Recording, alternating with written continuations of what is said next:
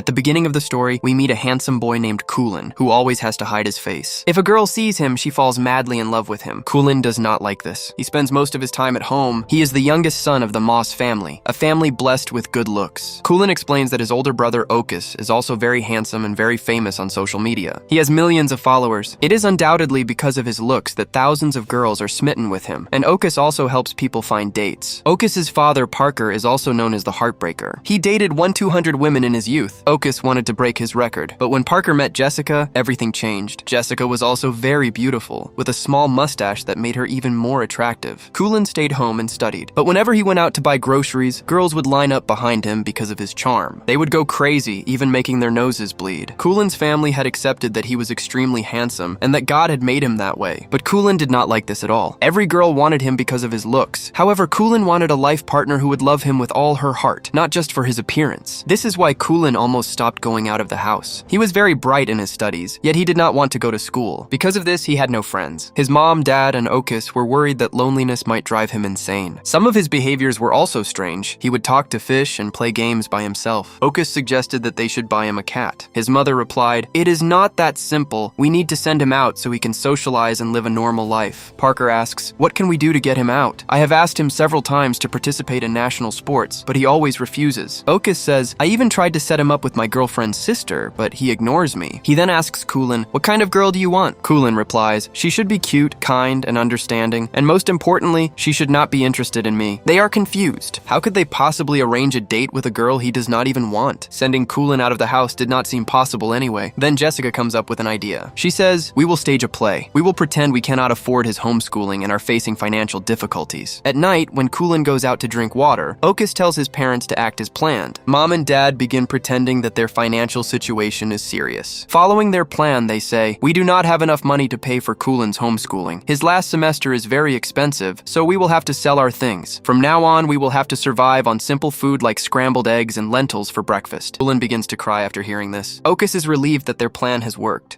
The next day, Kulin comes to his parents in tears and says, "Please forgive me. You have suffered a lot because of me. But now you do not have to sell anything because of me. I will go to school for my final semester." Okus is overjoyed to hear this. However, Kulin explains that he will only go to an all-boys school where there are no girls, so he will not face any problems. Jessica and the entire family agree to this condition because at least now Kulin will step outside and make friends. The day arrives for Kulin to go to school. Okus takes him to school on his bike. Okus insists that he remove his helmet, but Kulin refuses because he plans to wear it all day so that no one can see his face and be affected by his charm. However, when he enters Harrison High School, his plan backfires. Because of the helmet, all the students stare at him. Kulin quietly sits on the last bench to avoid attention. When the teacher enters the class, she is surprised to see a boy wearing a helmet. She asks for his name. Kulin introduces himself, but the teacher cannot hear him clearly because of the helmet. She tells him to take it off. Kulin refuses. The teacher angrily says, "This is not a racing ground. This is a school. You cannot wear a helmet here." As Kulin slowly removes his helmet, a brief scene of an ambulance is shown. The teacher is stunned by his face and begins to smile uncontrollably. Soon after, she is rushed to the hospital. The principal becomes worried and asks, "How did this happen?" The students explain that the new boy is incredibly handsome, and the teachers cannot handle his charm. Kulin, who is hiding nearby, hears everything. He tries to escape, but a boy suddenly kicks him. His name is CD, the leader of the school's bully group. He often harasses new students. CD, along with his two friends, takes Kulin to the school storeroom. When Kulin regains consciousness, he is shocked to see them. There are 3 members in the bully group. They describe themselves as a superhero team. Their team name is 3 Torques. CD is the leader, and the other members are Erno and Dicky. CD asks, "Do you know why we brought you here?" Kulin replies, "No." CD explains, "We need to send a message to a girl named Amanda. She is the most popular girl at BBM school. Every year there is a prom, and we send invitations, but they never allow us to attend. That is why we have not been able to graduate for 3 years." CD is determined to attend the prom at any cost. Now he wants Kulin to deliver their proposal to Amanda, believing that she only accepts proposals from handsome boys. Another boy named Kibo is also there. He is kind and gentle, but CD often bullies him as well. To complete this task, CD orders Kibo to help Kulin. He threatens him, saying, "If you fail to complete this task, I will make you suffer just like this helmet." With that, he damages Kulin's helmet. Kulin decides to complain about CD to the principal. Kibo tries to stop him, but Kulin does not listen. The two go to the principal's office. Kulin reports CD and explains everything. However, the principal takes CD's side and reveals that CD is his youngest son. He explains that CD CD has been failing for 3 years, all because of the prom party. The principal then threatens Kulin, saying, "You must complete this task for my son, or I will fail you this year." That evening, Kibo and Kulin sit outside the school. Kibo brings him a cold drink and says, "If we want to pass, we must complete CD's task." Kulin agrees. He realizes that Kibo is a kind person, and for the first time, he has found a true friend. This realization fills him with happiness. The next day, they arrive at Brain Beauty Manor, also known as BBM School. The girls sense that a boy has entered the campus. It is an all-girls school. Soon, all the girls gather outside. They assume Kulin is an ugly boy hiding behind a helmet. The girls say, "Ugly boys are not allowed in our school," and they begin forcing him to remove his helmet. Kulin slowly takes off his helmet. Instantly, the scene cuts to chaos everywhere. The girls are completely overwhelmed by his appearance, and a massive explosion is shown in the next scene to represent their reaction. Then the story shifts to a TV news report. The reporter explains that the girls lost control because of Kulin's charm. Their noses started bleeding, and no one had ever seen such a handsome man before. Some even lost their senses due to their obsession. From that moment, Kulin becomes known as too handsome to handle, meaning a man whose beauty no girl can handle. Now we see Amanda.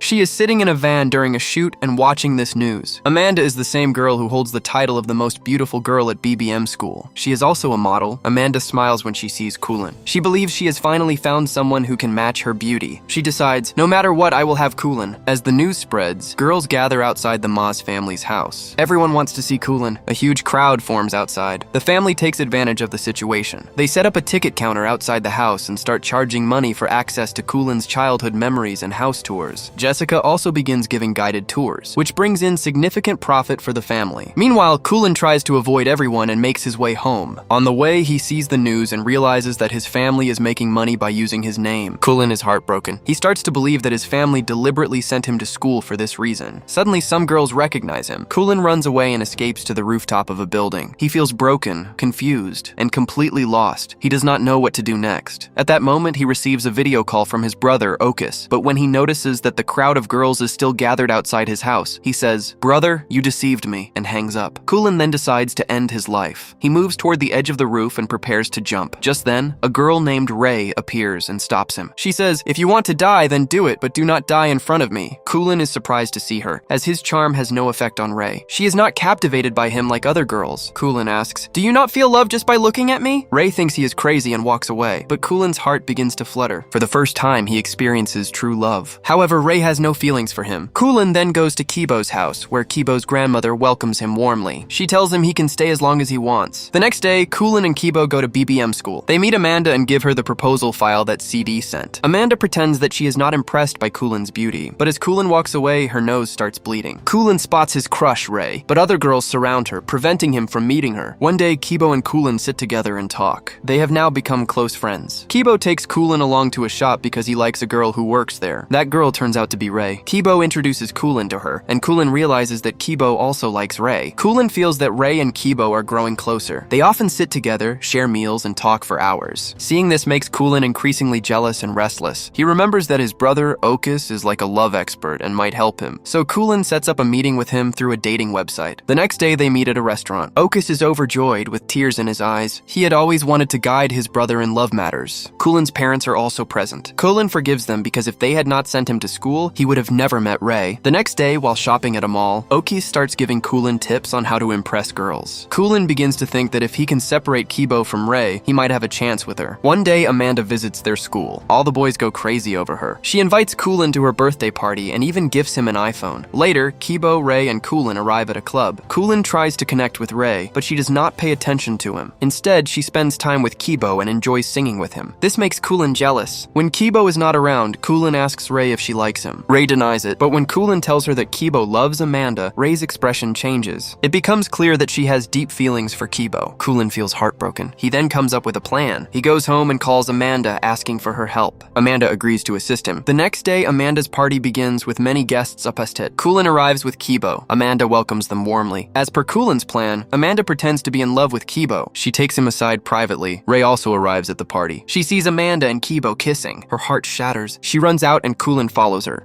Ray says, I thought Kibo was different. He does not judge girls by their beauty, but all boys are the same. Kulin takes the opportunity and says, I am not like that, and then confesses his love to her. Ray replies, I never saw you as anything more than a friend, and walks away. Kulin is heartbroken. He betrayed his friend, yet he still did not find love. Meanwhile, Seedy is also at the party with his friends. He sees Amanda and Kibo kissing and becomes angry because he desires Amanda himself. He grabs Kibo in the parking lot and starts beating him. Kulin witnesses everything, but does not have the courage to step in. Later, Kulin takes Kibo home, where his grandmother treats his injuries. Kibo gives Kulin a card from his collection, something Kulin had wanted since childhood. At that moment, Kulin realizes that Kibo truly considers him his best friend. He feels deeply guilty and tells him the truth. Kibo becomes furious and says, if you had told me earlier that you liked Ray, I would never have stopped you from getting close to her. But it was my mistake to consider you my best friend. Do not ever show me your face again. He asks Kulin to leave the house. Kulin has now lost his friend. After a long time, Kulin returns home. His brother, mother, and father are happy to see him.